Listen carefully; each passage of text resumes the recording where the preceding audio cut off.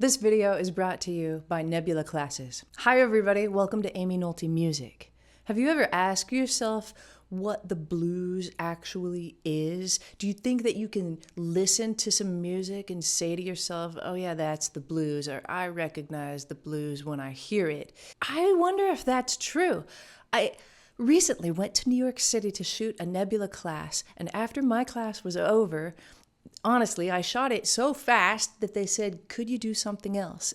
And Adam Neely graciously volunteered, came in, and the two of us spent about an hour talking about the blues.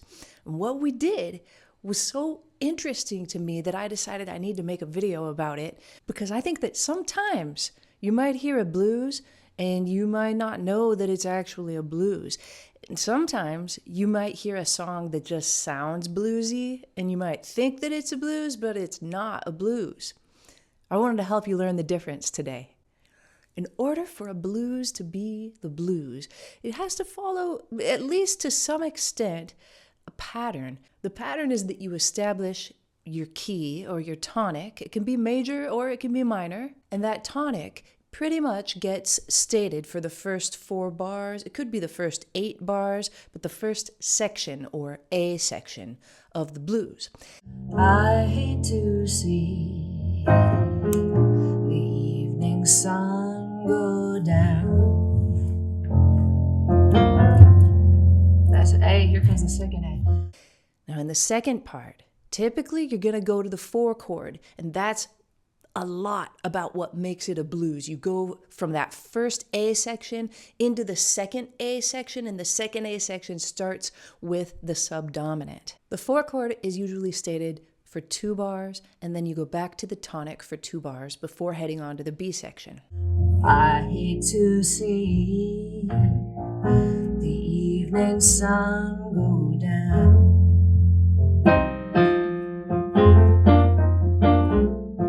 There can be all kinds of alterations after this, but the 3rd section of the blues, or the B section, has to have something to do with the dominant of the tonic.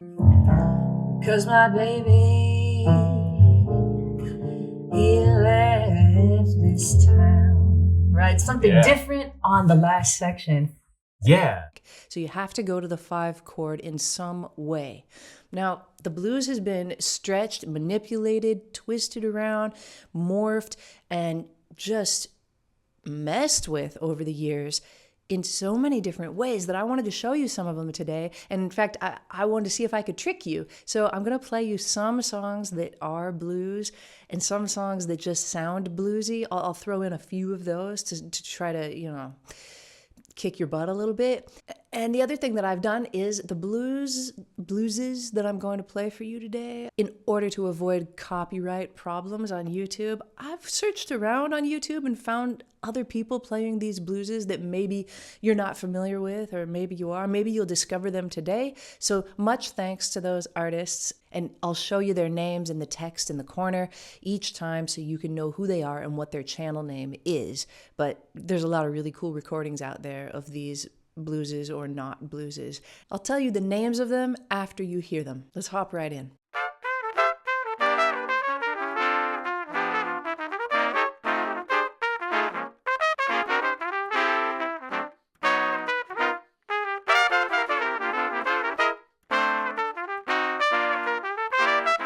We'll have 2 compositions from Charlie Parker. This is the first, Blues for Alice.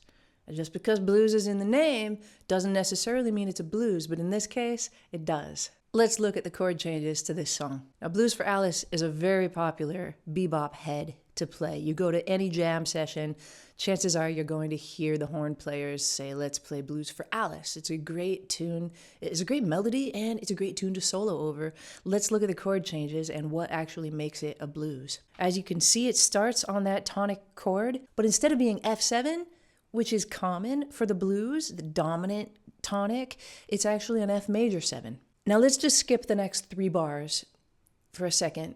Go to the 5th bar. So this is the next A section, just to see if it does go to the 4 chord, and it does.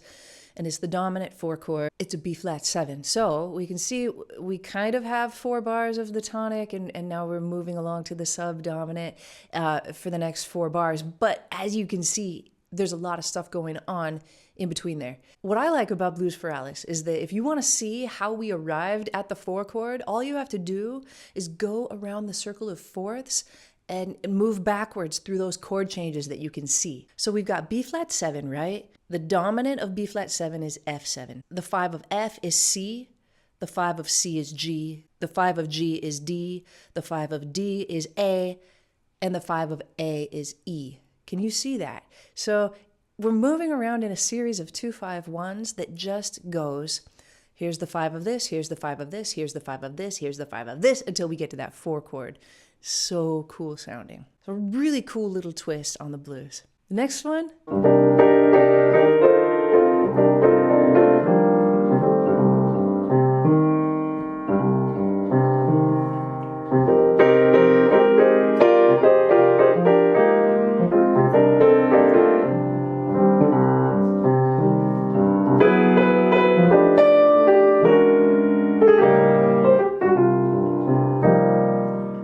Did you recognize that chick? You probably recognize this one, Wayne Shorter's tune, Footprints. I've got a whole video, maybe 2 videos about Footprints and how I like to play it. You've probably played Footprints a lot of times, and I don't know if you've ever asked yourself, is this a blues or not? But the answer is that it is. It's a minor blues of sorts. It's in triple meter, so it's not 4/4, and that can make it really fun. So the fact that it's a blues and that it's not in 4/4 and it's minor, all of a sudden you're like exploring new territory. It's a really smart way to write. As you can see looking at the form, the tune is in C minor, and we've got, instead of having 4 bars of the tonic, we've got 8 bars of the tonic. Now let's see if we move to the 4. When we do, we move to F minor 11, and we've got 4 bars right there. So this 4 chord gets stated for 4 bars, then we go back to the tonic for 4 bars, and then we've got 8 bars of B section basically. This ending section where we state the dominant and then Wayne Shorter throws another wonderful twist at us is, I think it's everybody's, it's their favorite part to play when they play Footprints because it's so dang exciting. The other thing to notice about this is that we don't ever see G7. So the dominant doesn't really get stated here in Wayne Shorter's composition. We've got an F sharp chord, an F chord, an E chord, and an A chord that lead us back to C minor. But if you go watch my video, I talk about how that harmony actually sets us up perfectly to go back to C minor. So Footprints is a 24-bar blues, or it's the 12-bar blues just doubled. Everything's extended. So, your first 4 bars that should be 4 bars are actually 8 bars, and so on until it finishes out. 24-bar blues. Thank you, Wayne Shorter. Let's hear the next one.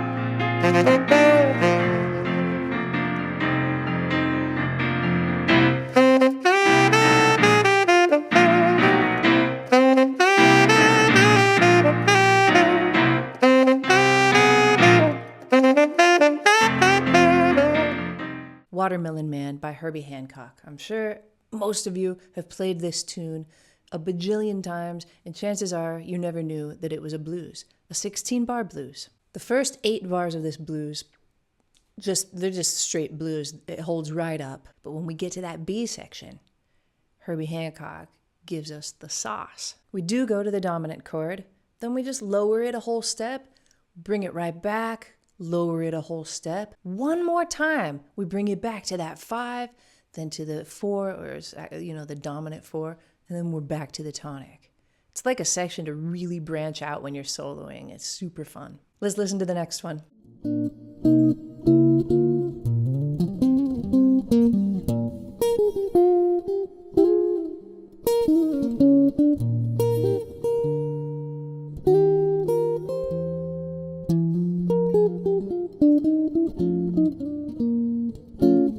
Now this was Basin Street Blues, written in 1928 by Spencer Williams. Sounds like it's a blues, right? It's very bluesy. It's got blues in the title. It's actually not a blues. This tune's also got an intro, but let's look at the A section where it begins. We've got the tonic stated, B flat, for the first 4 bars, but look at the second 4 bars. We don't go to an E flat chord, right? We go to a C7. Right off the bat, that tells us that it's not a blues. We don't have that stating of the subdominant in the second A section.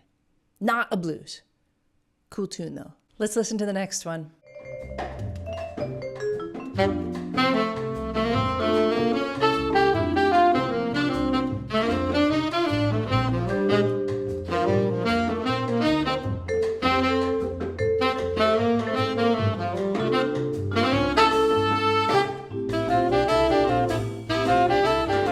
That was Barbados by Charlie Parker. This is a 12-bar blues. You might not think it was a blues because it's played as a rumba. Yeah, blueses can be played as all different styles. You don't have to just be swinging. You don't just have to be funky. Like we've already seen, you can be in 3/4 or 6/8, and you can play a rumba for a blues if you want to. Now, typically, after the straight section is done or the melody gets stated, then they switch it to a swinging tune. You don't have to, though. This is a lot like Charlie Parker's tune Blues for Alice in that it's a 12-bar form. It follows the AAB pattern like we've been talking about. But it's actually one of the first ways that we see the bebop blues developing. And that happens right in the 8th bar. You can see that 2/5 gets slipped in that leads us right to the 2 of the key. So for this B section on the 9th bar, instead of going to the C7 chord, first we go to the 2. We go to G minor for a bar, then C7 for a bar. But that bar right before the 9th bar, bar 8, sets us up for the B section with a 2/5. And this is kind of the start of people just putting 2/5, 2/5, 2/5s in wherever they can, as we've already seen today. Let's listen to the next one.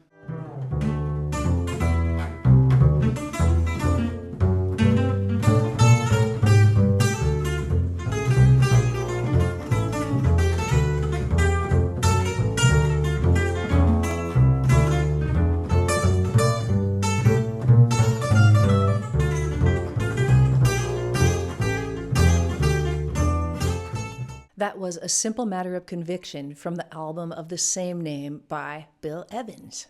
I'd recommend listening to this so much because chances are you're not familiar with it, and it's so cool. First off, it's a waltz. It's a tune by Bill Evans, but it's a blues. Let's check out the form. We can see that it's in D minor, and we do have 4 bars of roughly D minor with a couple little changes. Then, do we go to the 4 chord? Yeah, we do. So it's holding up as a blues right from the beginning. We go to that G minor, back to the tonic.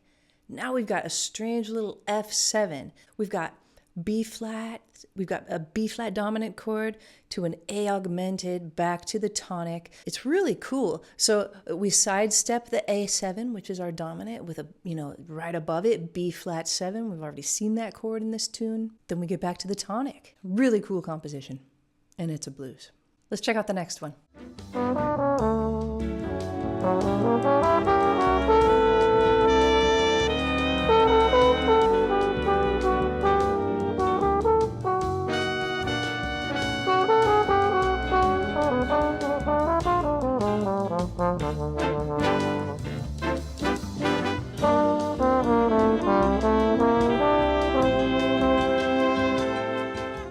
That was Wave by Antonio Carlos Jobim. It's a bossa nova. Classic bossa nova. Gets played all the time. You think it's a blues? It's a tricky one. Let's talk about it. Looking at the form, we can see that the tonic does get stated. D major 7. Another 4 bars into it, we see that we do go to the 4 chord. Yeah, we don't necessarily go back to the 1 chord during these 4 bars. How about the next section? Do we get some kind of A7 going on? Yeah, we kind of do. It's a little bit disguised, but we do get a taste of the dominant, leading us back to the 1. We repeat those 12 bars, so it's like a blues. But then we go to the bridge, and it's not like a blues anymore at all. So this one's kind of tricky. Wave is pretty much a blues for the first 12 bars, but the rest of it is not. Cool tune.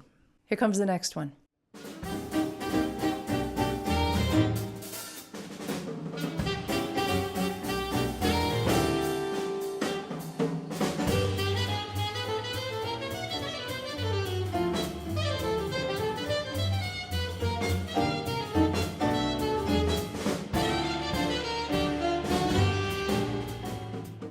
that is a composition by Oliver Nelson, the first of two that we'll see, called Butch and Butch.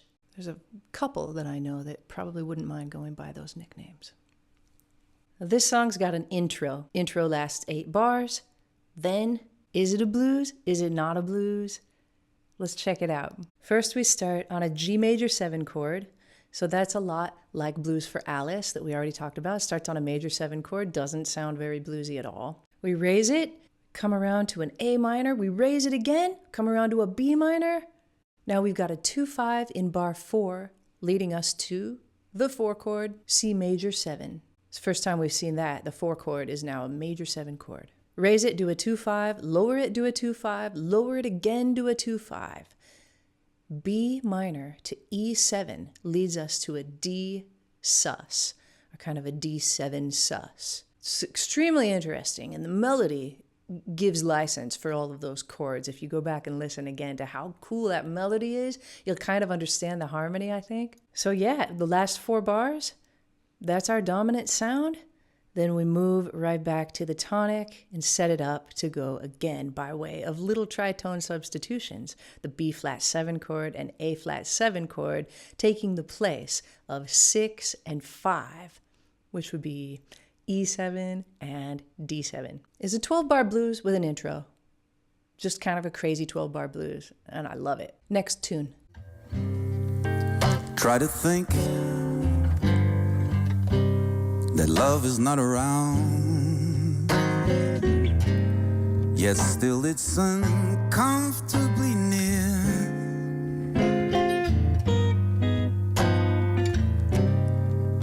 My old heart, it ain't gaining any ground, because my angel eyes, she ain't here. That was Angel Eyes by composer Matt Dennis, written in 1946. It's one of the bluesiest sounding tunes I know. It's not a blues. Let's look at it. We've got minor 1 for 4 bars, basically, but then it stays on minor 1 for the next 8 bars. We've got minor 1 happening basically all through the first 8 bars of the tune, which is the A section. Then we move to a B section that has nothing to do with the subdominant at all. You can just look at this tune right away and see that it's not a blues. So don't let that bluesy melody, all those blue notes, don't let them fool you. Just because something kind of sounds bluesy doesn't mean that it's a blues. Let's listen to the next one.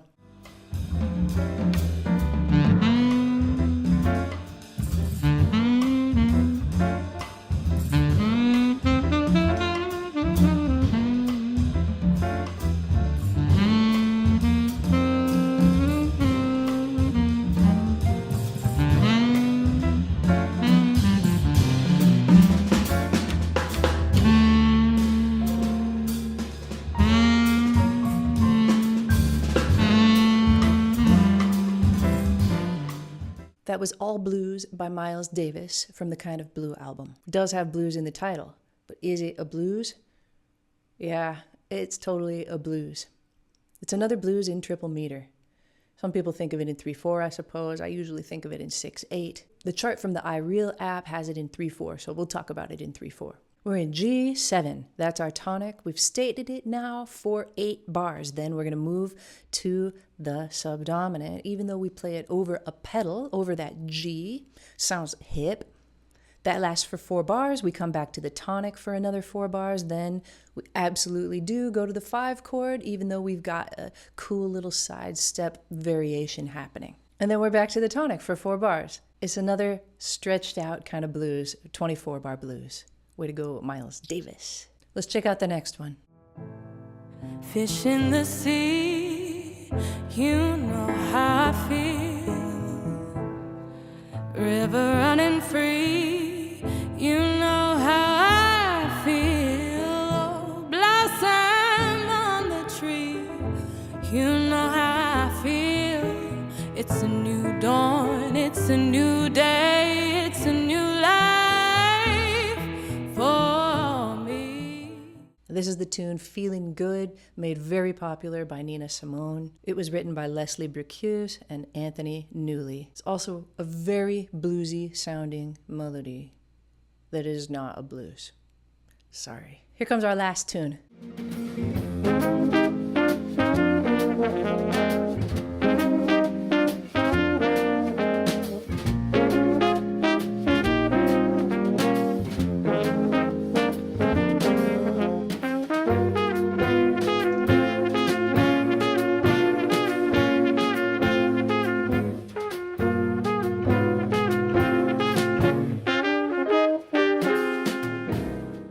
Was Stolen Moments by the great Oliver Nelson. Second time he shows up on the list, because Oliver Nelson was extremely clever in the way that he wrote the blues. Stolen Moments is one of my favorite jazz compositions, and it has to do with the B section, the B section of the blues that states the dominant. We'll get there in a second. Let's look at this tune. This song has an intro, but then after that, it's just a 16-bar blues. It's in C minor. Now we've got 4 bars of C minor, basically. Now we've got 2 bars of F minor, 2 bars of C minor. We're just looking at a minor blues here. Pretty straightforward with some nice little flavors added to it. Here comes the section I love. We've got D minor, D sharp minor, E minor, F sharp minor, F minor, E flat minor. Then back to D, D sharp, up to E in the pedal, but it leads us to F minor, which he uses to take us right back to the tonic, or C minor. This song would have been a 12-bar blues if he didn't decide that B section sounded so dang good and just hold on to it for an extra 4 bars. You can hear that if you just wanted to play it for 4 bars, you could, and return and play the A section again. But it's so nice that it's just stretched out a little bit, so 16-bar blues instead of 12-bar blues. It's so much fun to just talk about the different kinds of things that you can do to the blues. I feel like a lot of it's still uncharted territory. There are so many different variations and colors that we could add to the blues in the future. I don't think composers will ever stop improving on this simple form. In my brand new Nebula class, my wonderful friend Adam Neely and I sat down in a studio in New York, and we just spent about an hour talking about the blues and playing the blues, more importantly.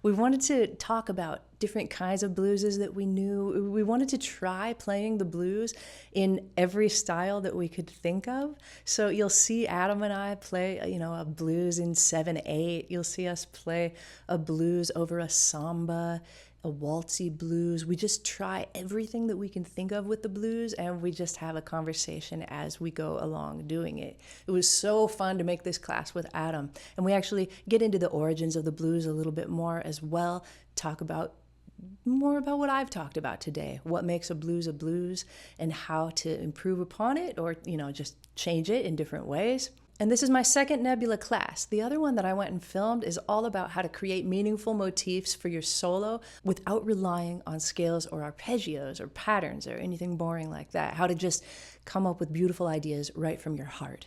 Nebula is a platform that I've built with creator friends of mine from YouTube. It's all educational, ad-free content. There are over 14,000 videos on Nebula in all topics. Anything that you'd like to learn about, basically, you're going to be able to learn about on Nebula. If you're familiar with Noah from the Polyphonic channel or from his podcast with 12-tone music, Ghost Notes, you will love to explore his new Nebula class, also called How to Listen Like a Musician. You can sign up for Nebula and get all of the Nebula content I've just referred to, as well as Nebula classes, by clicking on the link that you see here or in the description. Nebula is $10 a month or $100 a year, but with the discount I'm offering you today, by using my code, you get $2 off every month. So we're talking about $8 per month, $80 per year. If you've already signed up for Nebula through CuriosityStream, all you have to do is follow my code, add $5 to what you're paying every month, and you've got Nebula classes. New classes are dropping all the time, and I plan to go shoot more very soon. So if you'd like to hear Adam, Neely, and I play the blues together and talk about all things blues related and have a little fun along the way, sign up for Nebula right now. Signing up for Nebula is one of the best ways that you can support me, especially since I don't have a Patreon. Best way to support me is by signing up for Nebula. Also by checking out my website. I've got a lot of PDFs for sale. And of course, just watching videos on YouTube. Thanks everybody for your support, always. I'm so excited to share this stuff with you, and it was fun talking about the blues today. I'll see you next time on Amy Nolte Music.